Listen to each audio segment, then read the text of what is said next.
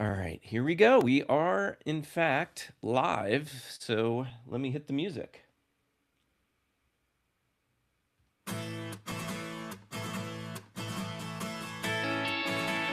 Good morning, podcasters. Today is Tuesday, June 16th, 2026. And today, podcast audience growth, community building, and content that converse with Podcast Hall of Famer Arielle Nissenblatt, sharing the strategies creators can use to attract listeners and keep them coming back. It's been a while. So if you're listening live on Clubhouse, hit the share button, top right-hand side of the screen, and share it however Clubhouse lets you. And if you're catching us via podcast, YouTube, etc., please share this with a fellow podcaster. And now give us about 30 seconds and we'll get things rolling. Thanks for being here.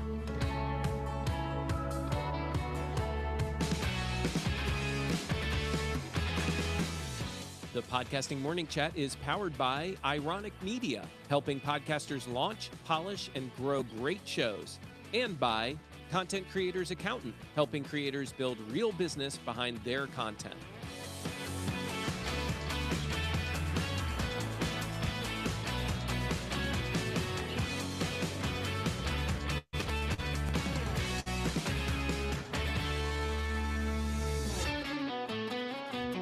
Good morning again, Podcasting Morning Show. Thank you so much for being here. I am your host, Mark Ronick, and currently on stage with me, we've got a whole mess of people here. We have DR Fay, Sid Meadows, Ralph Estep. We have Phil Better, BC Babbles, and I think that's all of the usual cast and crew. I'm looking in multiple places here, so please forgive me if... Oh, and Jason Sircone, of course, is here. Sorry, Jason, I was looking at the Clubhouse screen and not at the Riverside screen. Good to have you here, Jason. Also, thanks, Mark. Sorry, Jason. We also have, of course, our guest, Arielle Nissenblatt, here as well. Good morning to you, Arielle. We will give you an official welcome here in just a moment.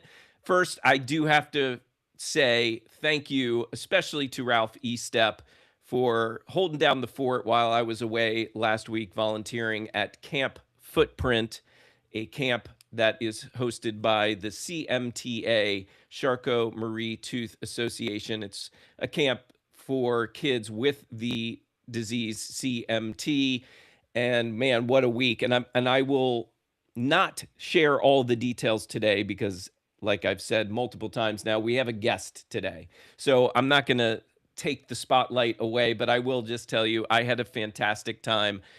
It is it probably is the most rewarding thing that I do all year long, to see these kids be able to be kids for a week without having to think about who's looking at them, who's making fun of them, etc. They're all there together, in it together, and it is one of the most authentic experiences I think I've ever been a part of. So I will share more with you maybe tomorrow before we dive into the news. But first, let's dive into this show today. And Ralph, why don't you go ahead and officially introduce our guest, Arielle? Absolutely. Good morning, everybody. Arielle Nissenblatt is a content strategist. She's a community builder and an event facilitator based in Brooklyn, New York. She founded Earbuds Podcast Collective, one of the podcasting's longest running recommendation newsletters, and Well, It Depends. Now, that's an event and education company for podcasters and digital creators. Arielle hosts Trailer Park, the podcast trailer podcast, and daily tips that may or may not help you. She serves on the board of governors of the Podcast Academy. And here's the best part. She was inducted into the Podcast Hall of Fame in 2026. She's also a licensed New York City tour guide and founder of Mystery Tours. Through speaking, writing, consulting, and events, Arielle helps creators and media organizations grow audiences and build stronger communities. So Arielle, let me be the first to welcome you officially to the show, and thank you so much for joining us. Thank you so much for having me. I'm honored to be here. Happy morning. This is so nice, a morning show. And also, I just wanted to say that I really appreciate all reading in my entire bio. That was lovely. It reminded me of a few things that I have to do. As in maybe update a few things? Or like host a tour because it's been a while. Oh, okay. Yeah, I'm really curious about that. But I know, Ralph, you wanted to kick us off with the first question. I did, Ariel. And the first question I have for you is I mentioned you were recently inducted into the Podcast Hall of Fame. What was the reaction when you got the news to that?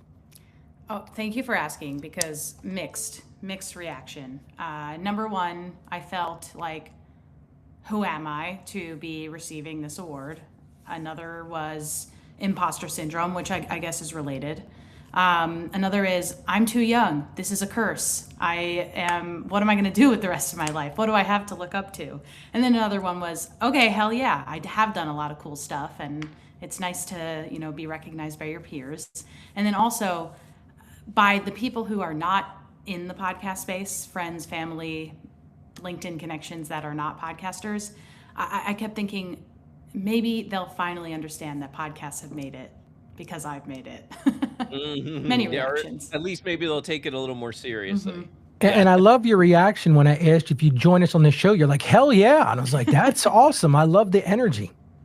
Yeah, that's who I am. Except I will, let me just be transparent. This microphone is not plugged in. I was going to tell you It was not that. working. I was going to tell you that. Yes, and it's okay. We can hear you pretty clearly, so don't worry about it. No big deal. It's just, I think it's because I plugged it in afterwards because I have limited USB-C ports over here. This is a problem in podcasting. Thoughts? Yes. Okay. Yes. And so I it need is. to be charging. Yeah, and even when you get one of those, either those dongles or Yes, those USB ports. hubs, sometimes that doesn't work well either. So yeah, that is absolutely a I was challenge. going to say, I feel like it's me troubleshooting my tech, but let me make it into a broader issue for the people who are here watching, Yeah. listening. It is a problem. It's a problem. It is. We need better USB-C ports. I agree. For me, it's always a challenge to see how long I could stay on Riverside before my video goes blank. Yes. DR has lots of issues with that. Because I have one of those strips too that has every single port filled up. Yep. All right. So, Arielle, you discovered podcasts in 2014 as a listener, from what I understand. And at what point did you realize you wanted to build a whole career around podcasting, not just listen to podcasts? 2016. Okay. Yeah, and what made that, what happened in 2016? There was a move across country for me. I was living in Mississippi, my first job out of college. And that's when I started listening to podcasts because all my coworkers were listening to Serial. And then whatever stemmed from Serial, true crime, investigative, reported shows, sometimes chat shows here and there. And I became very interested in listening to whatever was next. And I found that I was able to synthesize information in a way that I hadn't been in reading or in watching TV. I really was just able to get the information and deeply understand it in a way that I hadn't been able to before. So I felt smarter. I felt more engaged. I felt more able to participate in conversations. It really boosted my confidence when I became a podcast listener. And when I moved to Los Angeles a few years after that, I was stuck in the car a lot because of traffic. And I continued listening to podcasts, but also to radio. And I just became very interested in the whole ecosystem around it. Radio, of course, has a lot longer of an ecosystem to understand. And I started going to events that were put on by 89.3 KPCC, 89.9 KCRW. Just very interested talking to people, asking them about their careers. And at that time, a lot of the radio stations were getting into podcasts, making their own or syndicating radio shows on podcast feeds. And this is around the time that I said to myself, I don't want to work in communications anymore at nonprofits because I hate it and I'm bad at it. And what if I could find something that I don't hate that I'm good at? And it turns out the way my brain works is as long as I love something, I'm pretty good at it. So I figured out that I wanted to work in podcasting. I didn't have any experience. I had studied geography in college, so I didn't ever work at the radio station. I didn't work in marketing. I didn't work in communications, PR, nothing that was directly related. So I kind of had to figure out my own way in. And I'll stop there so that you can butt in. Well, all right. So you found your way in, and what was the first, I'll call it, gig that you started as you started this professional side of podcasting? Yeah. So the first gig that I really started occupying was one that I made up for myself. I still run it. You mentioned it, Ralph, in the intro. The Earbuds Podcast Collective is my weekly newsletter that I've been running since 2017. And I started it because I didn't have experience elsewhere. So it's not that nobody would hire me. I'm sure I could have gotten an entry-level job somewhere, booking, maybe doing copywriting at a podcast agency or marketing, associate marketing or something like that. But while I was figuring all that out, while I was applying to jobs, I also started this newsletter because I was listening to a lot of podcasts, and I was talking to friends who were listening to podcasts as well, but they ultimately were stuck. They were listening to their 5 favorite shows, and then when those were finished, they were like, what do I do next? And there's so many shows out there that they felt overwhelmed, and I felt overwhelmed. And if I felt overwhelmed, that's a problem, because I'm already inserting myself as this podcast person. But my thought was, if I have my 5 favorite shows, you have yours, your friend has theirs, on and on and on, we could put out a weekly list of podcast recommendations where each week is essentially vetted by a different person. So it's 5 episodes curated by somebody new every single week. And I've been doing that every single week since February 13th, 2017. So 10 years coming up. So we're going to have a big party. So save the date. And that was my official quote unquote first job. Did it pay me right away? Absolutely not. Did it take up a lot of my time? Absolutely. Did it look really ugly at first? Yeah. Was I sending it on Gmail? Mm-hmm. Did I accidentally CC everybody one time? And that's when I said, I need to learn how to use an email service provider.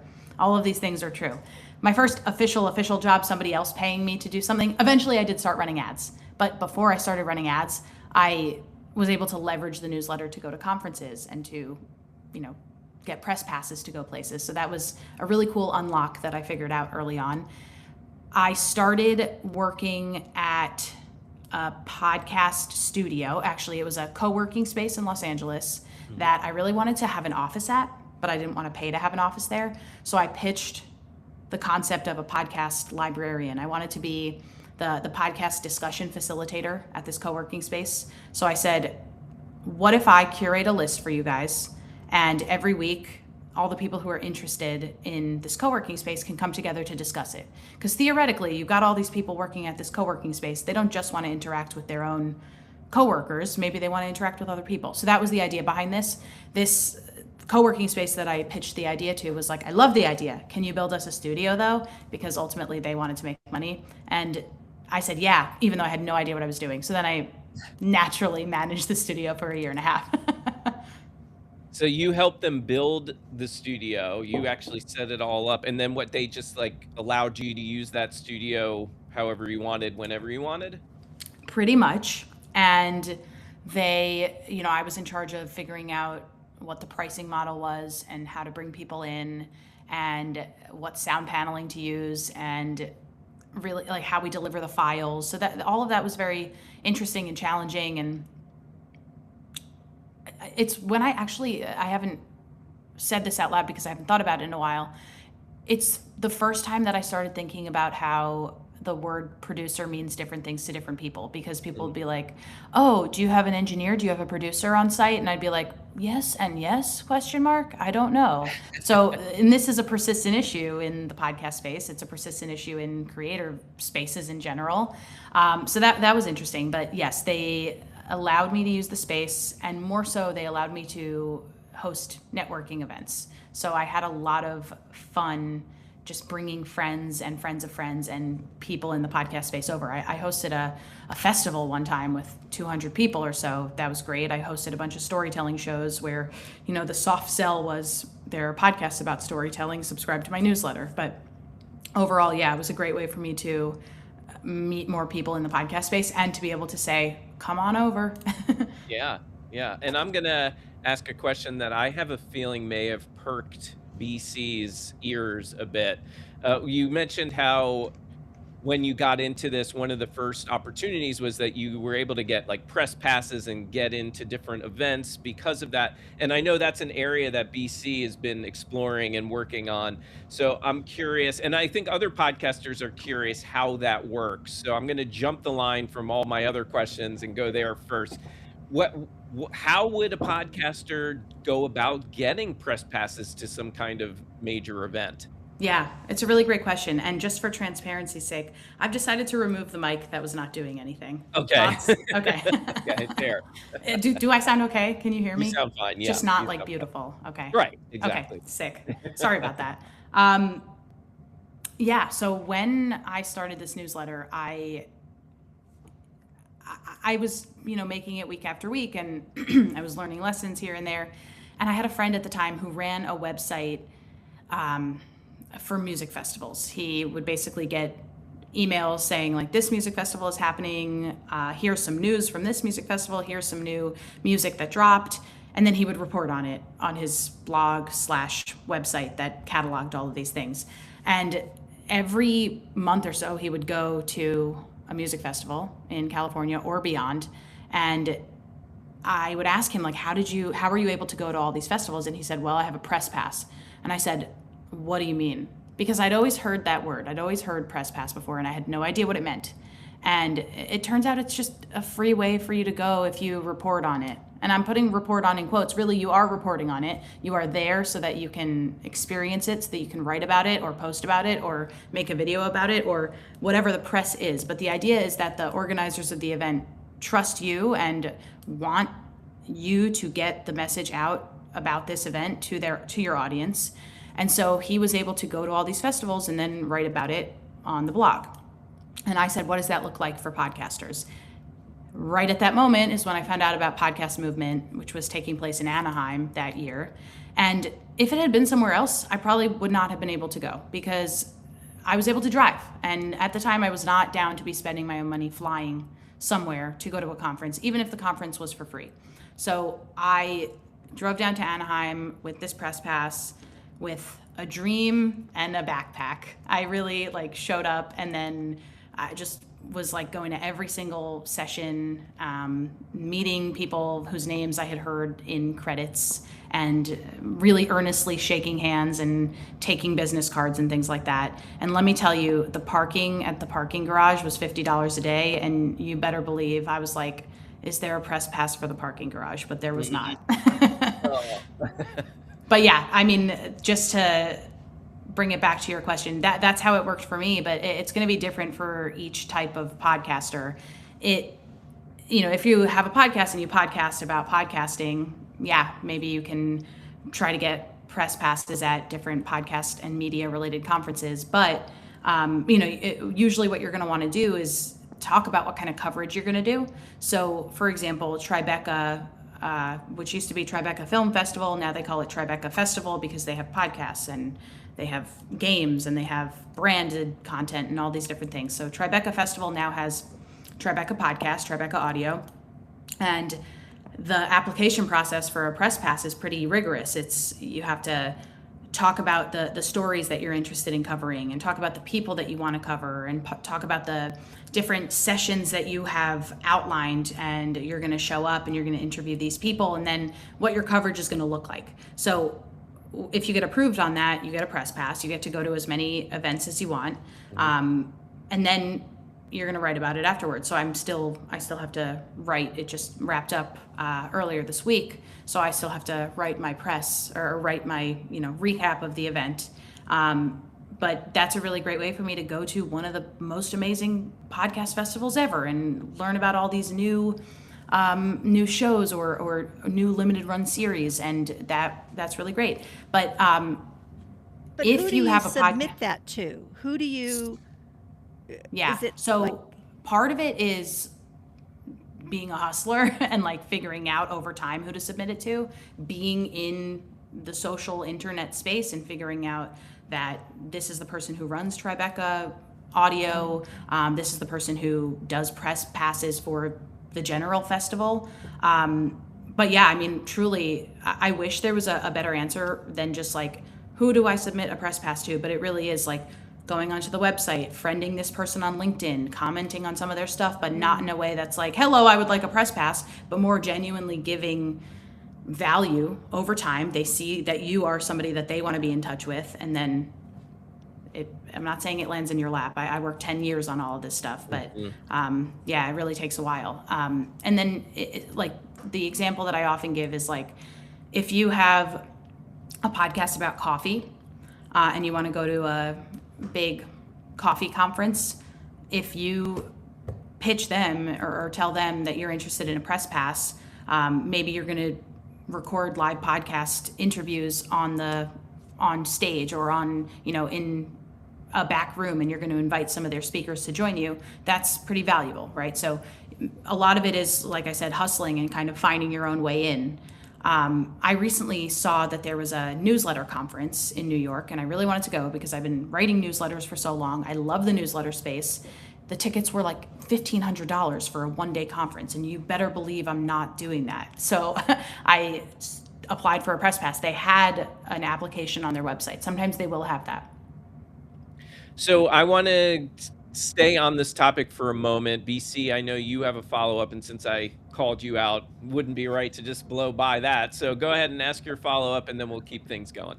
Thank you and good morning, everyone. So just a quick add-on to that. I'm curious whether or not your colleague that you mentioned, or if you at any point realized you had to, in addition to being willing to go through these rigorous application processes, did you have to also wait to have any sort of following weight to be able to throw around in the negotiations to get those kinds of press passes to these events? I'm usually going whether or not I get a press pass. I want to go.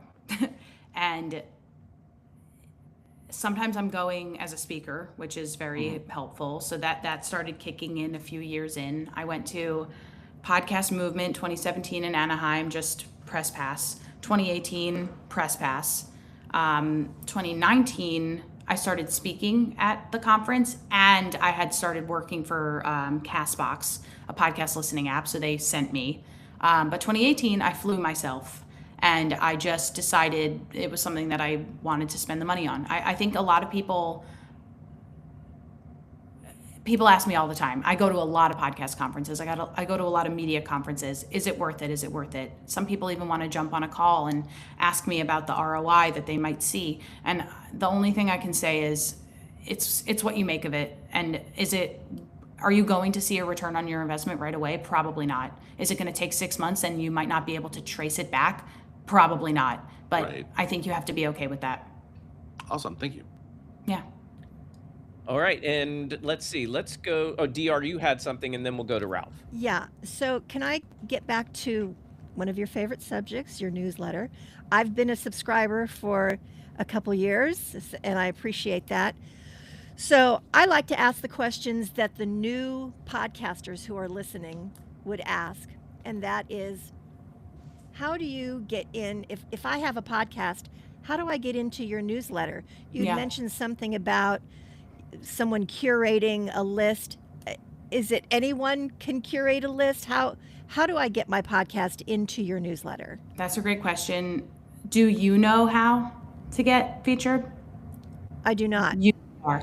Okay, so that is bad on my part because in every single issue, I think that I'm making it obvious that each week is curated by a different person. Anyone can curate a list.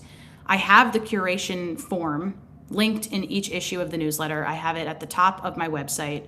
I think I have it. I think I've made it so clear, but you're Okay. right that there's definitely a messaging problem here because a lot of people still email me and they're like, hey, love the newsletter, loved this issue. Sometimes they'll reply to the most recent issue. How do I get featured? And I'm like, it's literally right there. And like, look, I'm guilty of this too, where like I don't read. I So I skim. would have to get someone to curate to be No, in you someone's curate a curation. list and you can select one of your own episodes. Oh, I see. Okay, And good. that is in the submission form. So Okay. and another thing that happens is that people, if they find the submission form, it's like it's work to put together the list, right? Because I'm not just asking for you to drop 5 links and that's it. You also need to write 2 to 3 sentences about each episode that you've selected, and I don't want you to copy paste it from the description. And Right. I want there to be a thoughtfully curated list that comes together that naturally fits your episode into it. Okay. Sometimes I'll get a submission form that is 5 episodes of that person's own show. And I reply and I'm like, hey, did you read any of the directions? So it is very easy to find ways to get your show featured, not just in my newsletter, but in others. But you need to be willing to look and read and see what they have featured in the past, or see what types of content they like to put out there, and see if you fit into that, or if you might diverge but in a way that they're interested in. And I think what a lot of people don't do is give it the time to figure out how they can plug in. Instead, they're like, I can't get featured because I'm an indie podcaster, or because of this or because of that. Yes, you can. And is there a cost to No. the person who's so God, it's totally no. free? Okay. Great. I would I never. think we should submit, I mean, Mark. I'm going to say I would never. There are ways for you to pay to get featured in the newsletter, but the main thing that each week is curated by a different person. Anyone can curate a list, is free, will always be free. I've now added a 6th episode slot, so you can pay for that if you want. If you're like, so for example, I'm making the next 5 issues of the newsletter, the topics of them that are upcoming, public. So now you can see that in 2 weeks, it's going to be a history theme. In 3 weeks, it's going to be politics. In 4 weeks, it's going to be sports. So if you have a show related to those, or an episode related to those, you can pay to be featured. Or if you support me on Patreon for like at the $10 per month level, then you can pitch for free. So Great. there's a lot Thank of you. I ways to appreciate get featured for free. I also have a community submission form where, like, if you have news, if it's like your 100th episode, or Jason, if you actually all of you, if there's a podcasting conference coming up, then you can share the news there. Or if you've hit a milestone subscriber number, I'll feature that in the community notes section. And then I also write another newsletter called Podcast Plunge that goes out on Mondays. That's more of an industry news. So all of the press releases that I've received over the past week, I reproduce them, the headline and the first paragraph, in that newsletter, so that people can keep up with what's going on there. And if you send me a press release, you can get featured there. That's free. Great. And All of I my assume stuff that we're is gonna, community curated. Sorry.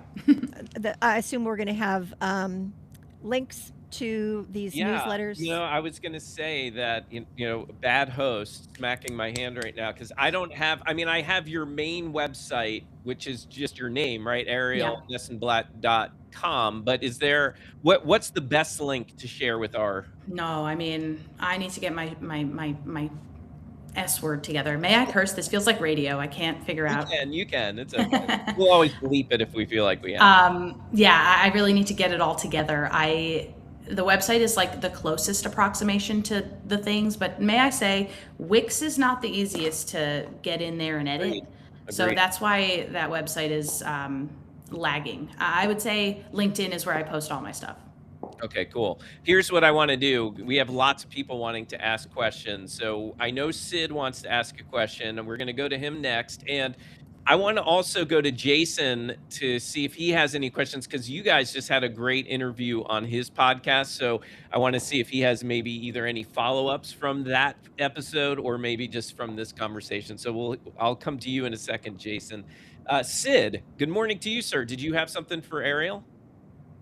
Good morning, Mark. Good morning, everybody. Welcome back. Thanks. I had a comment to make, but we've already passed through that, so which is fine. No reason to go backwards. You can keep moving forward. Okay. Oh, no, bring it. Bring it, Sid. Arielle's requesting.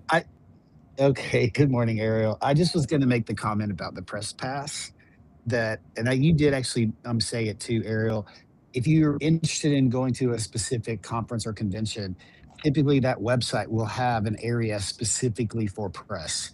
And you can apply and fill out the information and get the press pass. And I think it's important for us all to remember that whether you call yourself or not, because you're creating content and sharing as a podcaster, you are classified as a journalist.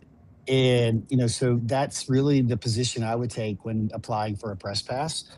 It does give you some inside access and stuff depending on the conference you're going to, but just go into. I love the hustle aspect you mentioned, Ariel, but just go onto the event's website and you'll find a press area that's going to have a application for you to fill out to get a pass. The reason I didn't say that exactly is because sometimes conferences don't have everything. Like Yeah. sometimes they're, Admittedly, empowered podcasting does not. yeah, right. So it's like if you are a legit, I mean, not that empowered podcasting is not legit. If you've been around for a while and you know all of the different scenarios, people have emailed you about absolutely everything, then you have a reaction to that absolutely everything. But I think when you're getting started up, you might not have all that set up. So that's where the hustle, that's where the what's the grind comes into play. And I think even then, maybe you're classified as a journalist. I don't necessarily think all podcasters should be classified as journalists, and there are podcasters that have said as much. There are a lot of podcasters who have said as much. All this to say, I think even if you have a show, even if there is a press application form, you still might need to prove yourself. You still might need to hustle. Well, speaking of empowered podcasting, let's go to my business partner, Jason Sircone. And yeah, Jason, any questions for Arielle?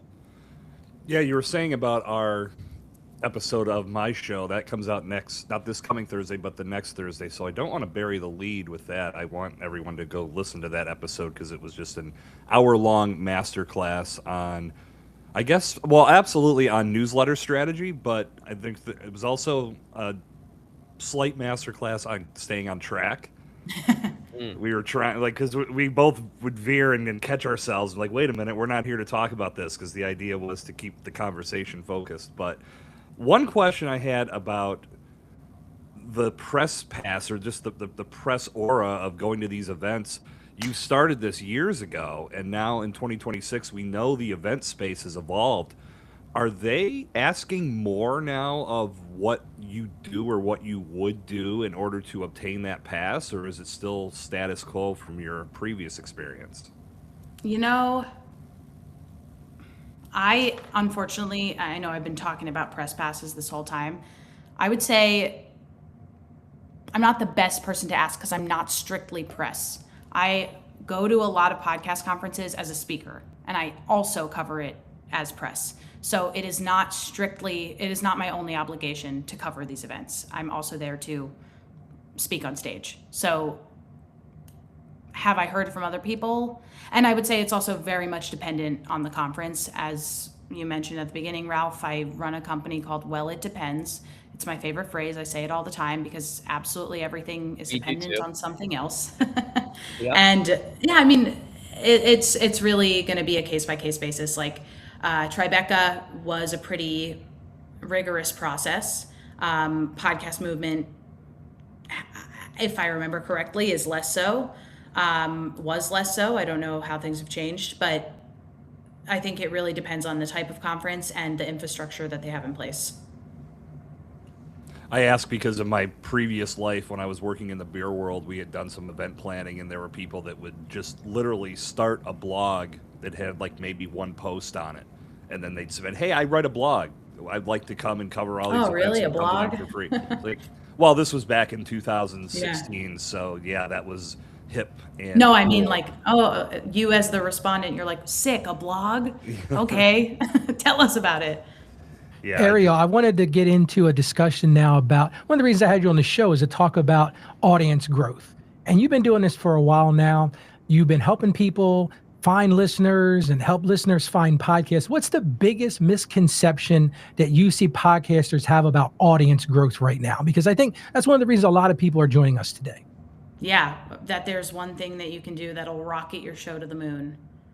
And I'm sure you hear that all the time. I'm sorry for that cop-out answer, but nothing pisses me off more than when people say, okay, but what really is a good download number? And I'll be like, say it with me. It depends. And then, what does it depend on? Many different factors that I need to intimately know about your show in order to tell you why you may or may not be growing. I'll say I'm currently mentoring 4 people for an event, or for an organization called the Association for Independence in Radio, Air Media. And what I find is that it feels like they're looking for permission. It feels like whatever I tell them, even though I think I'm giving them the infrastructure to grow their own show, I'm telling them about the philosophies behind marketing and audience development and audience engagement. And I'm giving them practical things that I've tried that have worked, that clients have tried that have worked. And I'm giving them resources and tools and pitch forms and email addresses to journalists that they can pitch to, and best practices for pitching to apps. Even then, the question is, okay, but what should I do first? Or how long should my pitch letter be? And the answer is always, it depends. And it's all about guessing and checking, but more so it's about figuring out what's right for you at that time, or what's right for the journalist that you're pitching to, or what's right for the app that you're pitching to. So many different factors go into this. And I think a lot of people, what it feels like to me, the misconception is that if they do the exact right thing at the exact right time, their show is going to boom. And that could be true for 1 or 2 people. It could be true for a lot of people. You might be able to strike lightning, but more likely you're going to have to try a million different things and not fail. I don't really see it as failure, but you're going to not see growth a lot. And that has to be okay. And you have to be in it for the long haul. Of course, there are, and I really like another pet peeve, another thing that boils my blood. There's so many phrases for this that I'm sure I'll share, is that, I really don't like to give like general blanket advice that is not specific. So we can get into specifics in a second of like things that do work or things that you can try. But I always want people to keep in mind that even if I tell you 50 things and 50 of them could be really helpful for you, even if you try them and you quote unquote do them right, you might not grow your show right now. And that's not my fault, and that's not your fault. That's just like circumstances, because there are so many variables that go into everything, that go into why a listener chooses to listen to something, that go into why a listener continues to listen to something, why a listener then likes you so much that they become a paid subscriber, but then you have to keep them as a paid subscriber. So Arielle, one of the things that I hear a lot of coaches talk about was, well, just be consistent. And I hear so many podcasts that said, I've been publishing consistently, Rafa, my audience isn't growing. Where do you go when you start to hear that conversation when somebody's saying that to you? Because it just drives me crazy. It's like, you can consistently be doing the wrong things and you're not going to get anywhere. That's what I always tell people. I'm a finance guy. That's where I make my money. And I always tell them, you can consistently be making bad decisions for your business, and you could be consistent. You're just going to go broke. Yeah. You can make a consistently shitty podcast for 15, 20 years. You can do whatever you want. I think the issue that I have with the consistency advice is not, I do think it's great to be consistent, but don't put out content for the sake of putting out content just because you think you need to do it weekly forever.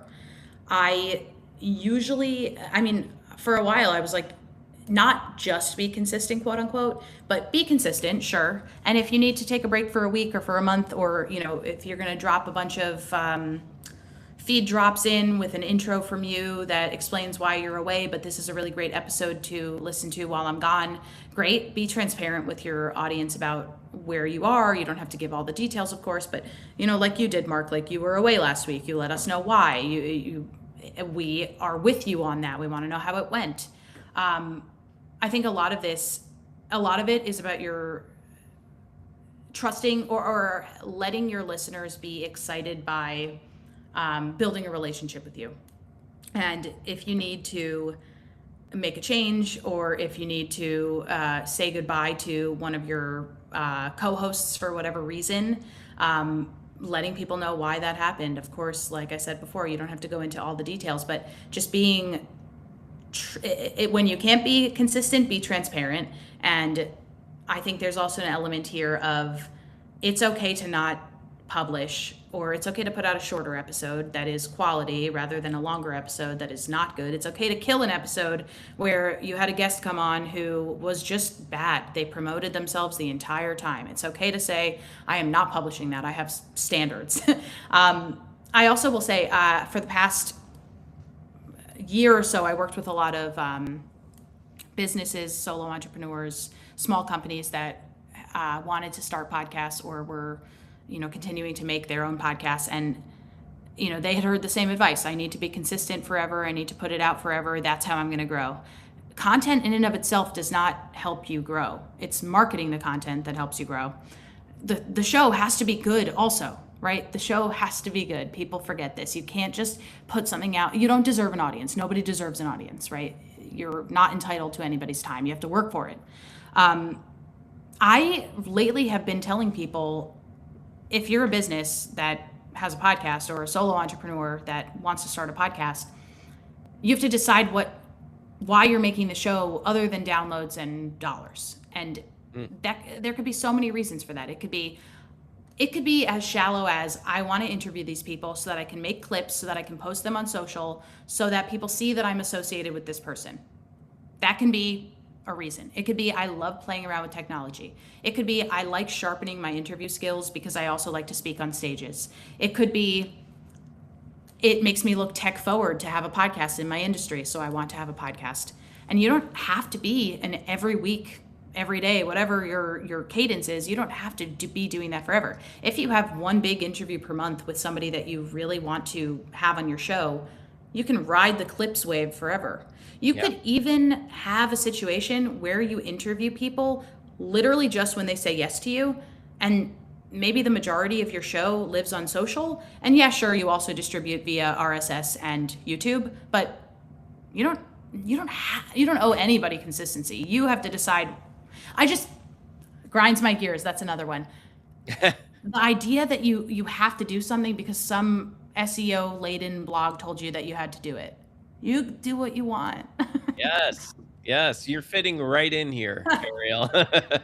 Yeah, and all right, so let's stay on this a little bit. If a podcaster has a great show, but they're saying they have a small audience, however they're defining that, what are the first things you think that they should focus on? First, I would want them to do a self-audit of their own show. But in order to do that, they need to plug into the ecosystem. And I think that's a mistake that a lot of people make, is they don't listen to podcasts themselves, or they don't actively make an effort to stay up on podcasts in their niche, or even podcasts outside of their niche. So usually what I recommend is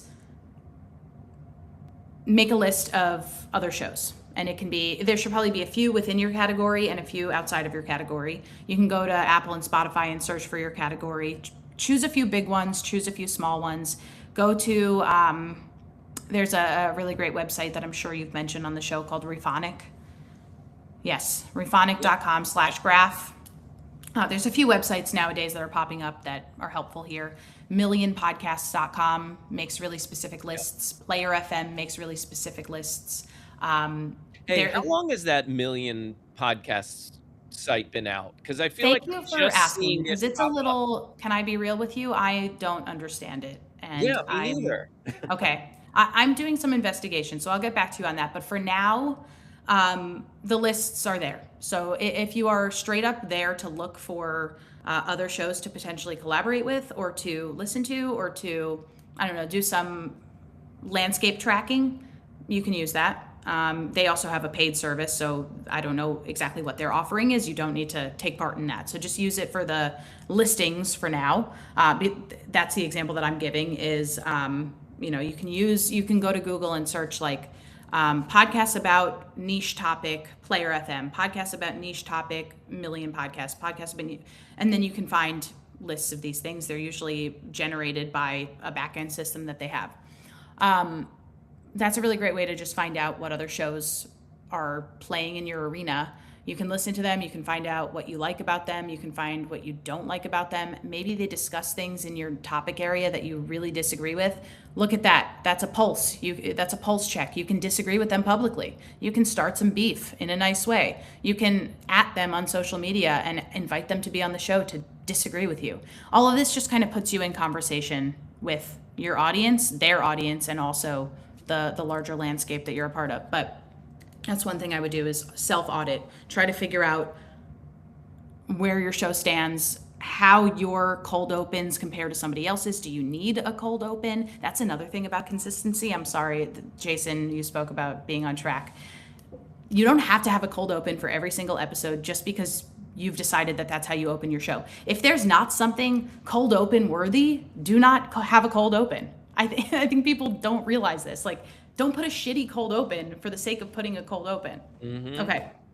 So anyway, all of this kind of goes into the audit process of like, is your show actually good? Is it actually worthwhile? Another part of this is pick 1 or 2 people that leave comments on your posts and ask them if you can have a phone call with them and see what they like about your show and what they don't like about your show. Ask them very specific questions.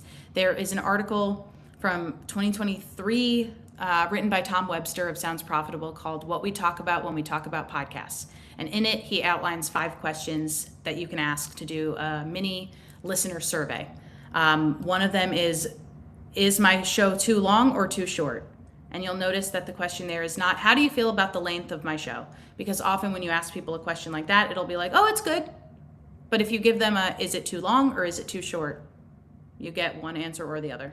You can ask them, how would you describe my podcast to a friend or a family member?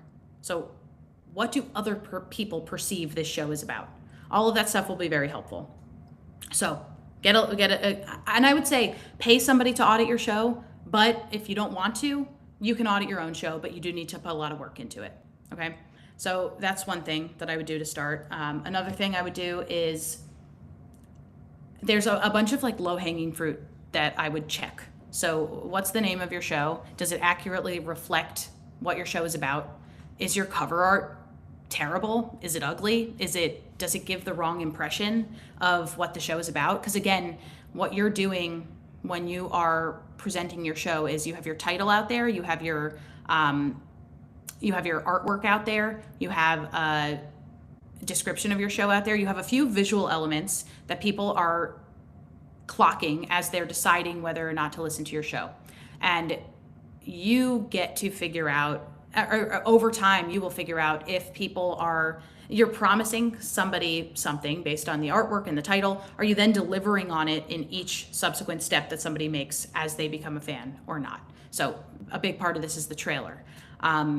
Does your trailer accurately reflect what's in the actual first episode of the show? If not, if your trailer is where you spent all of your production budget and you've got sound effects and music and whatever, and then the first episode sounds terrible, that's very confusing for the listener. So making sure all of that is consistent and makes sense from one to the other is very important to do. That's another thing that I would check out. Same with your titles, your episode title conventions. Do they make sense? Not only do they make sense, are they actually what people search for when they're looking for your show? Yes, this is SEO, but even without getting into the nitty gritty of it, because I think SEO sometimes can be scary, but really it's like when people search for a show like yours, what search terms are they using? That's SEO. So those are a few things that I would do. Another thing I would do is, the way that I operate when I'm working to grow a show is I make a huge list of other podcasts, other newsletters, other publications, influencers that we should be collaborating with or getting in front of in some way. And then the work is to find contact information for that show or newsletter or whatever, find an angle. So sometimes it's, I want to be a guest on the show to talk about this aspect of coffee farming, if I'm a coffee podcaster. Sometimes there's a newsletter about coffee, and in each issue, they feature a piece of media. Can I be that piece of media? There's an influencer who goes and reviews different, I'm just making this up, so it's going to be a weird thing, different movies where coffee is like a main protagonist, or like there's an iconic coffee scene in the movie. Can I sponsor that segment? So coming up with interesting ways to get in front of these people's audience in a way that respects those people's audience and also respects the fact that you've actually done your research to find out what this show is about or what this newsletter is about and how you can plug in. A lot of people ask, how do I actually get a yes from this person? How do I pitch? How long should my pitch be? Blah, blah, blah. I always say the first thing that you should do, and I feel pretty comfortable saying you should do this, even though I'm usually not about the shoulds and the musts and stuff, is you can always email people or message people and say, hey, I love what you do. I would love to send you information about my show, or I'd love to pitch myself as a guest. But first, before I do, are you open to pitches? And if so, what do you like to receive in a pitch? That's warming them up. It's a pre-pitch. Yeah. And I think that's a great way to just get them to not hate you right off the bat. Yeah. All right. So I know that we have a couple more people that have questions. I'm going to go to Phil Better, who's over on Clubhouse first. Phil, good morning to you. Good to see you. What did you want to ask Arielle after that build-up? All right. Sorry There about he that. is. Sorry. Couldn't find the unmute button. That's okay. You think a podcaster would learn how to unmute a mic, but no. Arielle, thank you very much for being here. You touched on earned media and owned media in your talk, and if people aren't sure what that means, it's owned is your social media, your newsletter, or the podcasters, the specific podcaster, and then earned is going on other podcasts or getting on newsletters. What is your suggestions to podcasters who want to use paid media to grow their podcast? Yeah. So I have a few tools that if you decide you want to spend some money to grow your show that I trust.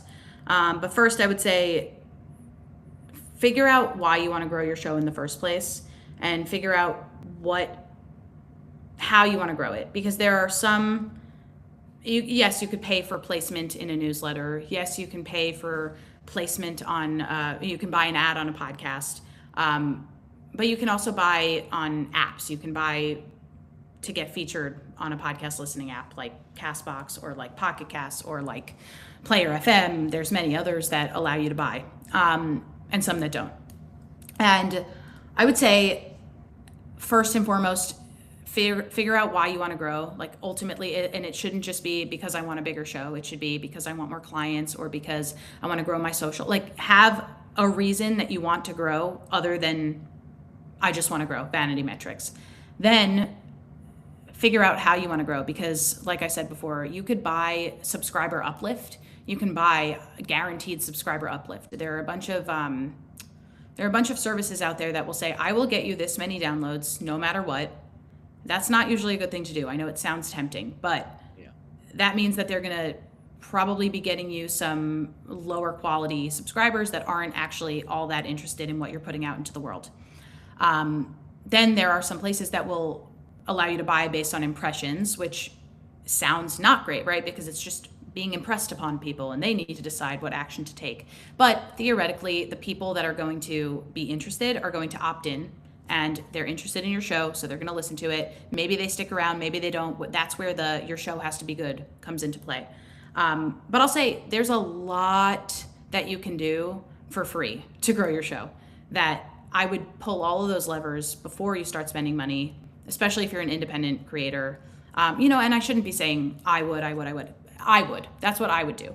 Yeah. Independent creators can make their own decisions. If you're at a network, you have less decision-making power. So it might be, this is how we're going to spend our budget. And you might be getting placements on podcasts or in newsletters that don't necessarily make sense, but they need to spend that budget. So even if you do end up eventually spending money, please make sure that you're also running these non-paid marketing campaigns simultaneously. If you do want to spend money, there's I really like, there's this service called introcast.io. It allows you to pay for feed drops on other people's podcasts, but it goes into the second episode slot. So it's very interesting, inobtrusive. slow growth, but slow, meaningful growth that actually compounds over time. So that's one that I recommend. There are a few others that I recommend, but for the interest of time, I will pause. Awesome. Thank you. And DR, you had something. Yeah. By the way, I am now one of your paid subscribers on Podcast Plunge. Wow, So- thanks. Oh my God, that's such a shock. I There's almost Alex. drove up the road. Sorry, I had to just stick that in there. And just so Okay. you know, Arielle, Alex is referring to just the fact that that DR is quick sometimes to A supporter. subscribe to things. Yes. Arielle, there's going to be an intervention soon, and it's going to be Ralph and the rest of the crew, since Ralph is the money guy, because we're going to have a huge intervention on stage. Yeah, intervention for me. Anyway, Put that aside. I'm sorry, I didn't mean to interrupt. so I want to talk about when you were talking about self-audit. As a producer, probably my biggest pain point is that when people come to me, they've usually lived with their podcast in their head Yeah. for at least a year, maybe 2 years before they even come to me. And trying to get them to entertain the kill their fact that, darlings. you know, Joe Blow's podcast is probably going to be passed up is hard to do, because they've lived with it for so long in their head. They've lived with the image of what they want their cover art to be in their head, and I'm trying to, you know, pry them away from that and have a little bit more of an open mind. It's tough when you Yeah. ask them to self audit that. So Yeah, I the just only reason I'm giving that recommendation is because I don't want to outright be like, you should pay me to audit your show. I mean, I think that there is a lot you can do to be objective, but you can also pay other people to be objective for you. Or and you'll see sometimes on like communities, podcast creator communities, like, anybody want to do an audit swap? And I think even that, you're still kind of incentivized to be nice. So Yeah. I'm not saying I'm mean. I'm just saying I'm like, here's what's not working.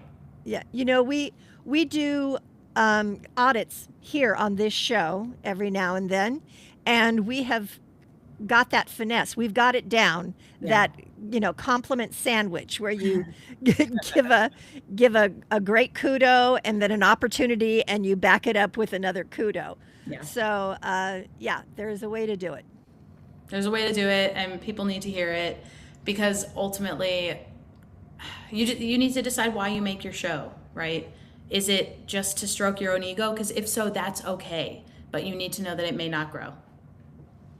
Fair But enough. if you can admit it. And by the way, again, it's ariellenissenblatt.com, and we're going to put a link in our show notes as well if you want to learn how to get in touch with her. And also, I want to, you know, we're short on time, and I want to ask you about new podcasts, right? So if you were launching a new podcast today, what content strategy would you focus on first? Give me one content strategy you would focus on first.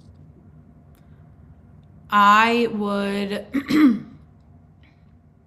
I'm just trying to think of an example of a show that I know is launching or that I'm helping launch. What I would focus on today is I would really be playing a game of optimizing everything, sharpening all of the messaging around the show. So I really want to make sure that the cover art accurately reflects the rest of the show, that the title reflects the rest of the show, that the title is what people search for, maybe also with something cutesy thrown in there, because yes, SEO is important, but writing for humans is also important. I would make sure that I'm thinking strategically about each of my guests, and I think that means sometimes if you interview somebody and it's not a perfect interview, maybe you don't have to kill the interview entirely, but you instead release parts of it on YouTube, and maybe not necessarily on the podcast feed, depending on which is your primary feed there, which for me, YouTube is more experimental at this moment. For some creators, that's their main thing. I also think a YouTube strategy is important, and that doesn't necessarily mean that you need to be full on video. It just means that you need to be taking advantage of all that YouTube has to offer, which means your RSS feed can live in YouTube. There's a place where you can submit your RSS feed, and then your podcast is available as an audio only podcast. And I don't think a lot of people know that. I don't think a lot of podcast creators know that. They think to be on YouTube, you need to be full on video. So strategies that I would use, or that I would be implementing, those are some of the things that I am interested in. But I think for a lot of people who are new, or who are getting started back up after a while, please plug into the wider podcast space. Listening to this show is a great idea. Finding out what's the news out there, how you can use that news you can use. Read pod news every day. Read Sounds Profitable. Find out what people are saying, what people are doing, what's working, what research studies are out there that you can leverage. Think about the trust that you build with your listeners, and think about how you can use that to your advantage, and not in a sketchy way, but really just trying to figure out like all of the different ways that you can plug into this ecosystem that you're a part of, is a really great way to just make sure that you're doing it for the right reasons. Yeah. And all right, I'm going to ask you one final question to wrap up. As you're looking at podcasting today, we hear a lot of people worrying about some of the negative things that are happening in this space, but I want to hear from you. What gives you the most optimism about podcasting today? I've said this for 10 years and I will continue to say it. We're in the golden age of podcasts. There's so much good stuff out there that's free. You could be entertained 24/7 all the time, constantly. There's so much good stuff, to the point that there's no way you're going to be able to listen to all of it. And that's from a listener perspective. I just really think, oh, you have homework, sure, and that homework is to listen to the best podcast ever. Okay, that's so sucks for you. But no, that's what I would say from a consumer perspective. From a creator perspective, I just really think podcasters are getting smarter about hype cycles. There's a lot of hype out there. You gotta do everything with AI. You gotta do everything with video. And I think there is still so much value in audio focused content.